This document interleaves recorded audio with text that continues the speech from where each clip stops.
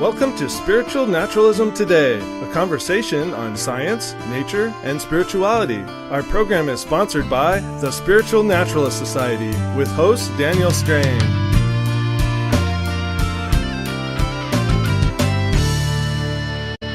Hello, and thank you for joining us. I'm Daniel Strain, and I'm here with my co-host, Leigh Anderson. Hello. And today we'll be talking about finding purpose. The answer to this kind of question is always a little different with every tradition, so we thought it'd be a good idea to give a spiritual naturalist perspective on this. And of course, like all of these things, we're speaking for ourselves, and we think we're speaking for the general spiritual naturalists to an extent, but there's a lot of variability between individuals and depending on their background and traditions and individual beliefs.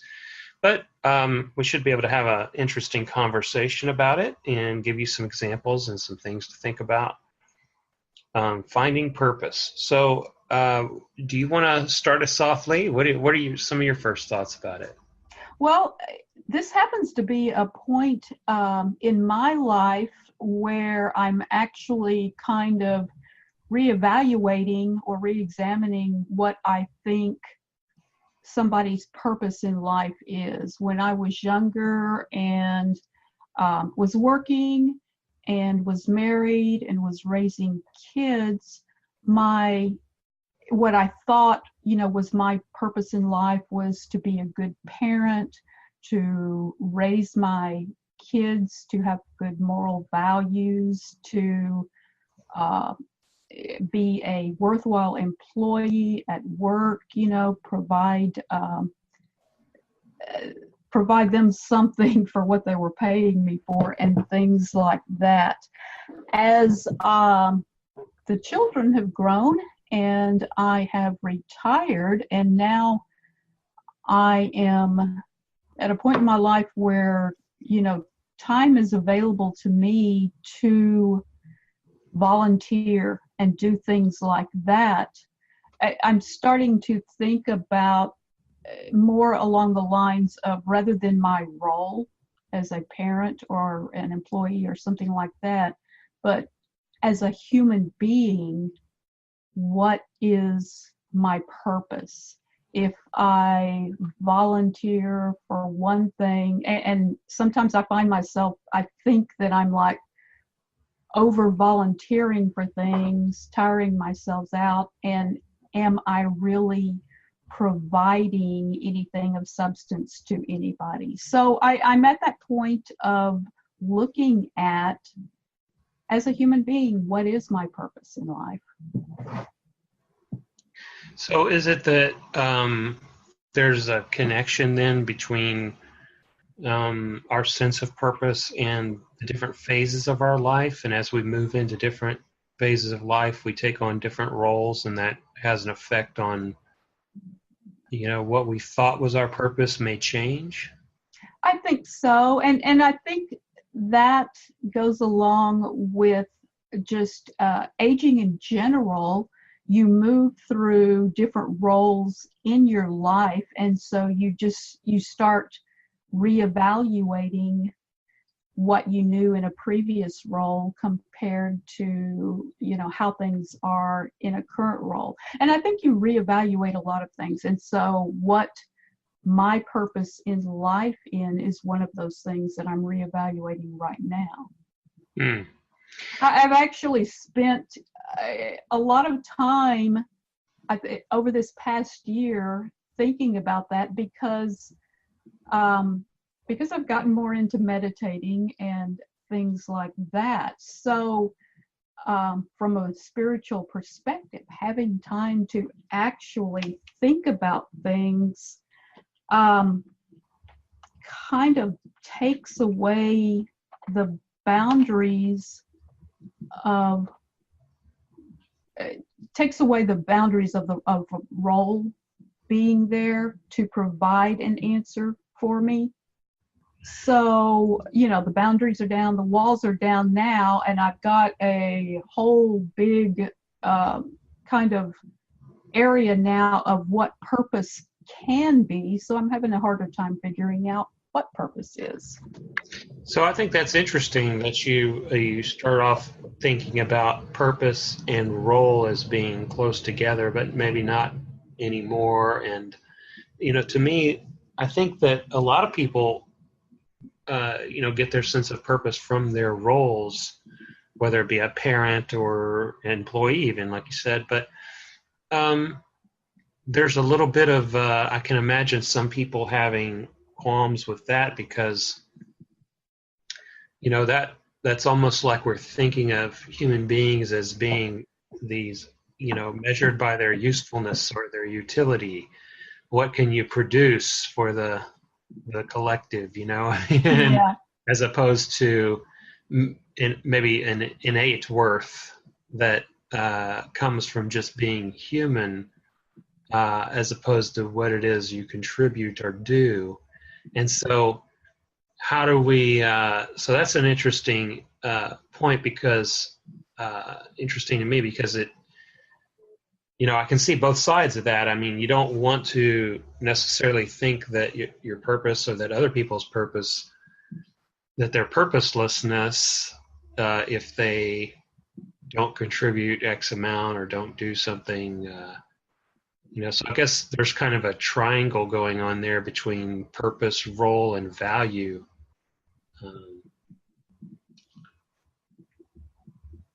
Yeah, I guess so. It does make it hard. Like I said, when you have roles that are your priority at the time, they take precedence over a lot of other things. So you don't have time to think about from the bigger perspective, what is my purpose and what am I doing about it? Maybe part of this is that we're still kind of using a lexicon that developed under a different sort of belief system, where if you imagine that the universe has been created and is being run by this personified being that has a purpose for everybody, and everybody's like a little cog that fits into this larger plan, maybe that's a source of meaning for people with that worldview. But when you go with a fully naturalistic worldview, maybe it's more about maybe meaning is what we're looking for, a sense of personal value and meaning and purpose. So it's not that there's some objective external purpose that we're trying to find or fulfill, so much as it is trying to come up with a purpose for our life in order that we have a sense of meaning in our lives.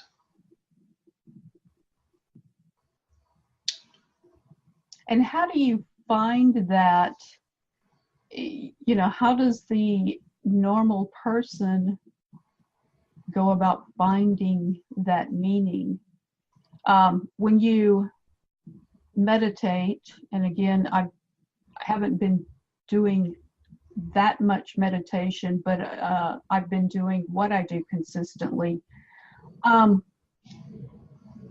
don't know that at the start of the year, and now we're at the end of the year here, that within a year's time, that anything has changed for me as far as like finding a meaning, or that I know that I am, from meditation, calmer, less stressed.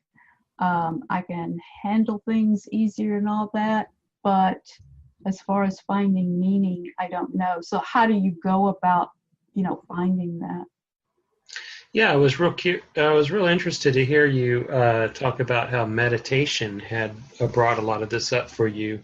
Do you mind if I ask what style or techniques of meditation? Does it involve kind of a focused thinking about these things, or is it a different kind of meditation, but you just notice those thoughts arising? Yeah, it's most of the time when I meditate, I am trying to just calm my mind, and I take note of the thoughts, that come, and then usually just pass them on. So you brought up focused meditation. I don't think that I have done any of that. It's been more of the just noticing what's going on and learning how to just let it pass, like that. Yeah, when we still our minds, it makes it real obvious to see the little thoughts that we normally are going on in the background and we're not paying attention to them, and then we start to notice what's on our mind more because we're watching ourselves and we can see what's bubbling up, maybe from the subconscious. Yeah, so, it does seem to me, though, that, all of this relates back to a flourishing life. And so, if we want to be happy, we talked about happiness in the previous episode, and, I think we have to feel that what we're doing has meaning and purpose. Now, as a naturalist, I kind of always keep in mind that as a not as a depressing thing, but as kind of a practice of appreciating the present. I keep in mind the fact that everything is impermanent. Everything will be gone one day, and so a lot of times our sense of purpose is about building something or raising someone or establishing something. I get a great sense of purpose by my participation along with the rest of the volunteers and members and what have you in SNS. Mm-hmm. But of course, one day the sun will engulf the entire earth, and so if we have this goal set, that's kind of like, you imagine, graphically speaking, you imagine someone taking a bunch of blocks and building a little pyramid with the blocks. You're stacking these things. You have all these little sub goals, and you're achieving your goals, and you're adding block upon block as you build. You're working on something that inherently is not going to stand the test of time. You could be the founder of the United States. Well, one day there's not going to be a United States either. So it doesn't really, it can't really just be about that, because then if you really start to take that in, which I think is a part of wisdom, then you can't be wise and simultaneously happy if that's what you're going to attach purpose to or meaning to. Maybe it has to do more with the experience of each and every one of us, our experience individually, and then the experience that we create in others through our actions. And so, like I don't believe I'm immortal, so one day I'll be gone, but nevertheless, each and every day is a new experience and worth it for that experience of that day.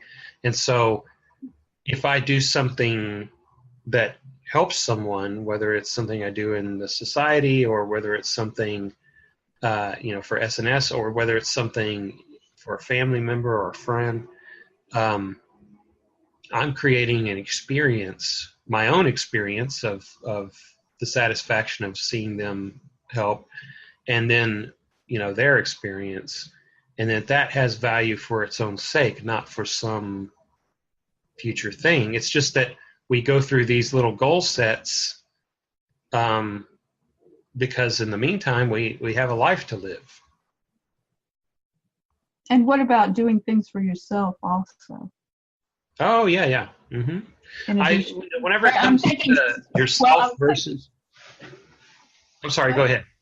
I was just going to say that I was thinking as you were talking about, doing things for others to help others out and everything, but also like when you're taking a course and doing something for yourself so that you're expanding your worldview, to which then helps you understand others better and things like that too. Yeah, personal enrichment and even just entertainment, Yeah, certainly. I mean, when it comes to, oneself versus doing something for others, I try to, any of the me, you, us, them kind of dichotomies, I try to remind myself about, trying to achieve a more third person perspective on everything. And so if you just kind of like put your perspective above looking down on everyone, and you try to, love all beings, for example, that means loving yourself and loving others, because then yourself just becomes one of those beings in there. And so if I'm doing something for myself or I'm doing something for others, there's not really a big division there. It's you're helping a person, and the person just happens to be you. Of course, you have agency, and so you also are always with yourself. So there's certain things you can do for yourself that others can't. So, right. So how do you define purpose? How do I define it? Yeah. Well, it almost seems like maybe our title today should have been meaning, because I think ultimately what we're looking for, or what helps a person feel fulfilled, happy, is a sense of meaning. And purpose is kind of a vehicle to meaning, in a way. If I am digging a hole in the ground and it has no purpose, then I'm just, kind of wasting my time. If I'm digging a hole in the ground and its purpose is to create an irrigation system to provide water to, people who are suffering and need water, now I have or even just to, water my lawn or whatever, now I have functionally speaking, the thing I'm doing has an effect on some larger goal. To me, that's purpose. But, if your purpose is to, do something that is ultimately not meaningful to you, that's what makes me think of purpose as a subset of meaning, or a step to meaning, or a means to meaning. See, and I guess I was thinking kind of in the opposite direction, because to me, purpose can be ambiguous, whereas finding meaning in things, to me, I can find meaning in almost everything I do. But I don't know whether I could find purpose in what I do. Oh, I see. So, like if I was sitting out on the beach and just observing the water and listening to the wind, I'm not fulfilling a purpose. I'm being totally useless. And in fact, there's a thing in Taoism about being useless and the wisdom of being useless. And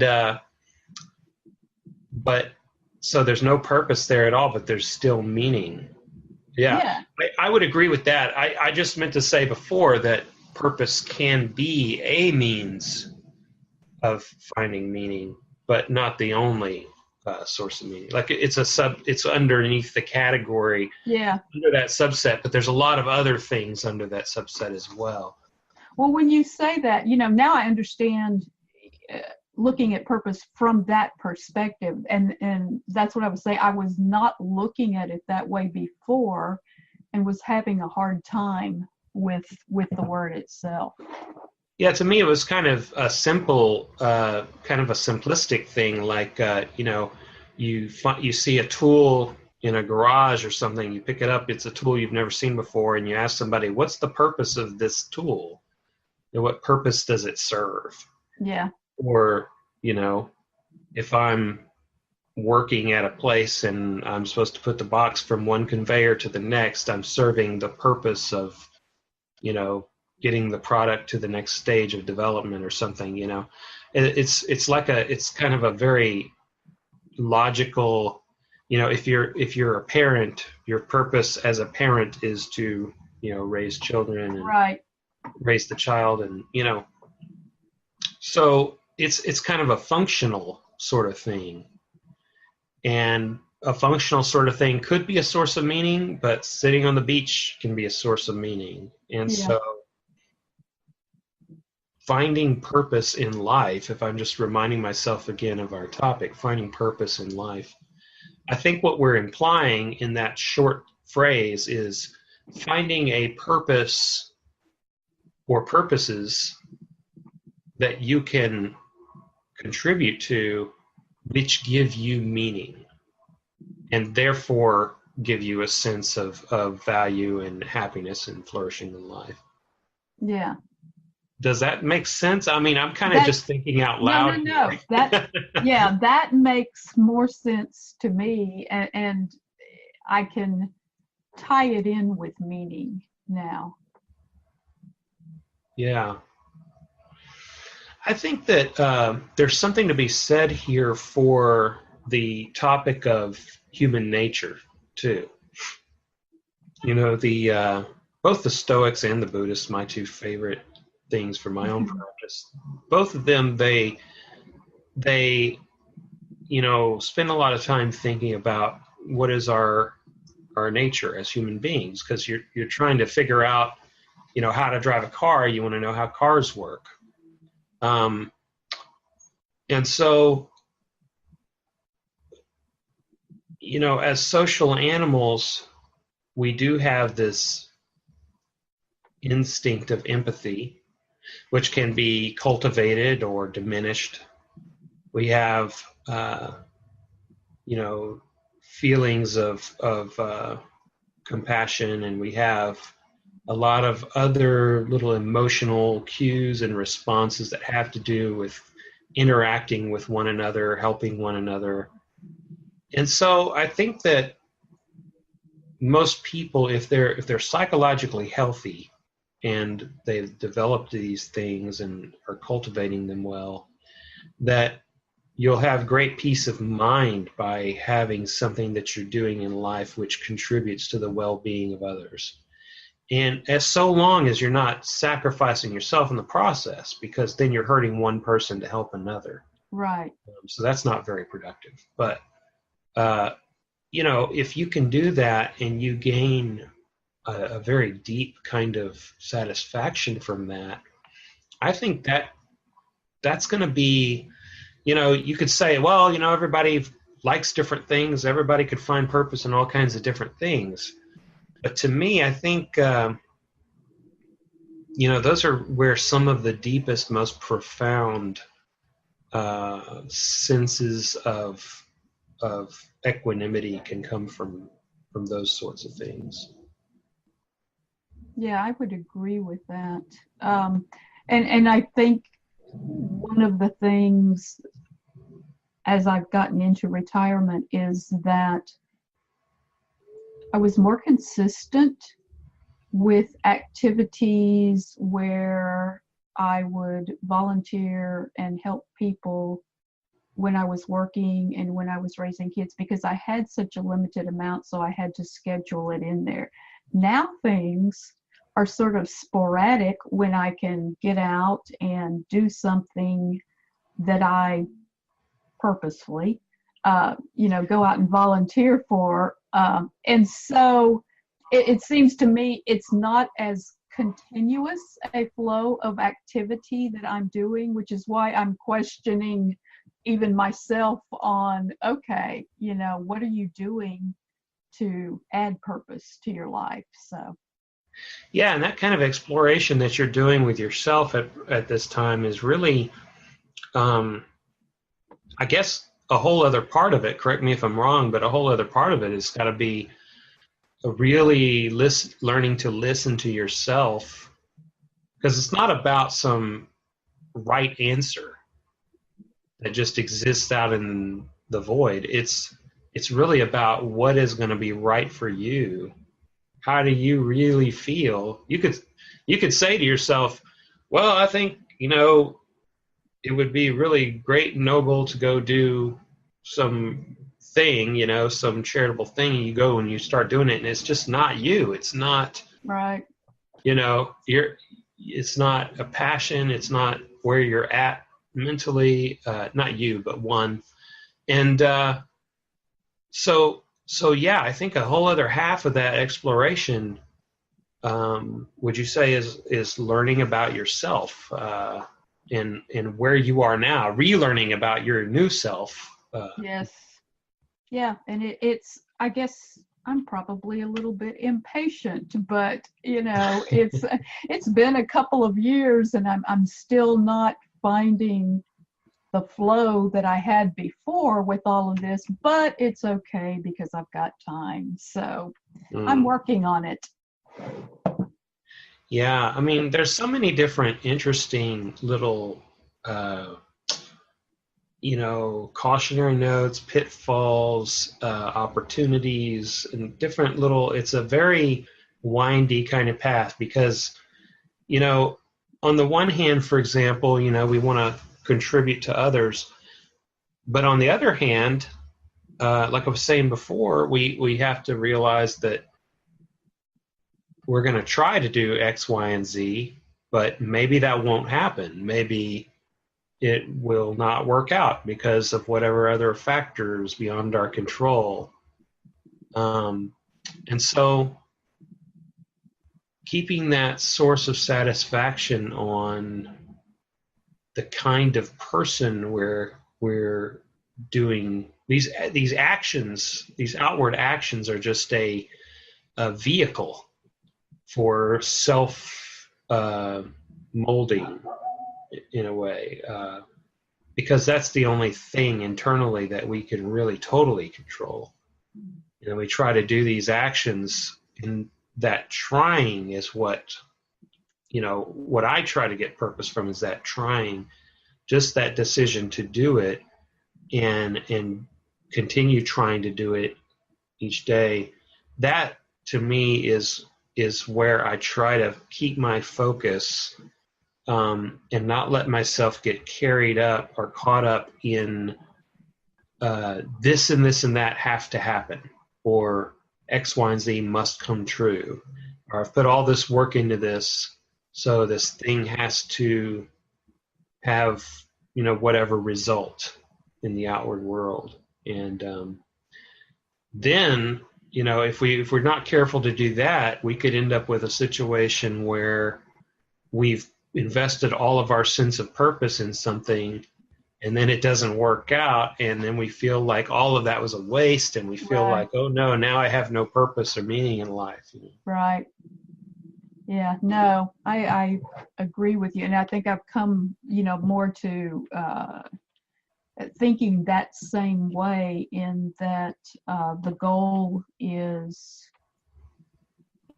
getting your thought processes there and then working your actions there. But if it doesn't work out, it doesn't work out. There's like you said, the goal is giving it some thought, and trying to work in that direction. Yeah, and I really like the idea of the, as we do this thing of looking for purpose and meaning,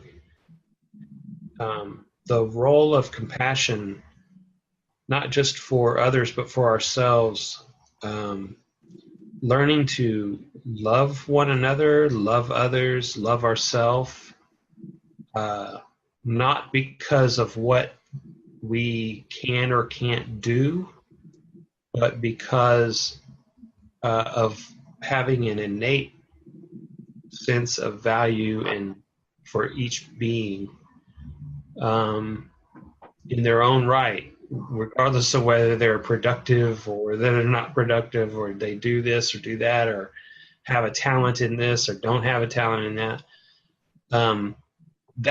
That just sort of trying to be a loving being means loving yourself, loving others, loving everyone. And if that's there, then we can go out and we could go into the playground and we can try to do all these different things. Because no matter what happens, it's almost like we'll be our own best mothers, in a sense. We can always run home and there'll be someone there waiting to love us. I think sometimes I feel like the most meaning that I get out of my life too. We were talking about, thinking about things and going out and doing things, but sometimes the most meaningful acts come from those little acts of kindness that are just sporadic, or come up all of a sudden, that you can help somebody that you weren't planning to do. A lot of times I think, when I think about it afterwards, those little acts of kindness feel more meaningful than a lot of the things I try and plan as meaningful activities too. Oh, that's a great point. Yeah. The unexpected. Right.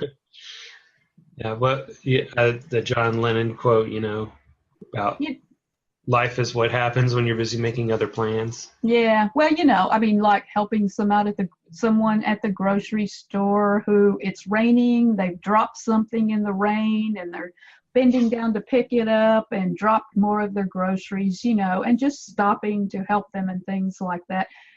You usually feel better about things like that than planning an activity where you go to a nonprofit organization and help out with other volunteers and things like that, Yeah, I think that's part of the value of trying to shape our character through practice, is that, you can always sit back and think, I should do this, I should do that, and here's why I should do it. But sometimes a moment comes up and you only have seconds to react. And you miss an opportunity because maybe you weren't in a charitable state of mind, Right. But then you missed the opportunity to do that. There's these little moments can not only shape others, and they can shape ourselves. Like, there's a moment that probably lasted 20 seconds at the most, if you included all of it. And it happened to me when I was in college, and I'll never forget it. It's had a huge impact on my life. And what was happening was, I was a college kid, and I was going to Sam Houston, and I was going to the Student Center one night. And this was in 1991. We were either just going to war with Iraq, or we were about to, or we just had, it was somewhere around that whole 100 hours invasion or whatever, that first Iraq war. And so I was going to the Student Center one night. I was going to go in there and do some studying or something. And right as I was walking up to the door, another woman was walking up to the door. And, I just am used to holding the door. So I hold the door, and she goes in, and I smile, And she was wearing a hijab, the head covering. And after we went through the door, and I smiled at her and everything, she turned around and she said to me, thank you so much, And I thought, wow, she's really thankful that I held the door for her. That's, couldn't believe how thankful she seemed. She was really moved. And I must have looked a little confused, because she went on to explain that since things had been happening, that she'd been feeling like an outsider, and people had not treated her well. She received a lot of bad treatment and everything. And so just that little act of me holding the door for her and smiling at her as she walked in, she was like almost in tears. She was, so happy that somebody was willing to just treat her like a human being. And I didn't even think about it. It wasn't even on my radar. But that moment has stuck with me throughout my whole life. I'll never forget it, because it just was a perfect lesson for me in how meaningful those small little acts can be. Yeah. And now that you say that, it kind of brings it back around to, I think our purpose is to treat everybody like a human being. There are no differences. Everybody's the same, and we should treat all people with kindness and respect. If everybody had that same purpose like that, the world would be so much of a different place. That's for sure. It's in a way, it's because none of us are going to be here for very long. We only have so many days each of it, and that's what makes it so good to try to do that. And it also means that every morning when you wake up, no matter what else is going on in your life, or how bad things may seem, or what challenges people are facing, every day you wake up is another opportunity to do or say some tiny little thing that you may not even realize was important, that maybe sticks with someone else for the rest of their life. And you may not even realize that it happened. You totally forget about it. But nevertheless, it was an opportunity, and every day is an opportunity like that. So that gives my life a lot of sense of meaning and purpose. I think a lot of people would find the same. Well, that's where I am right now. Every day I get up and I try it all again.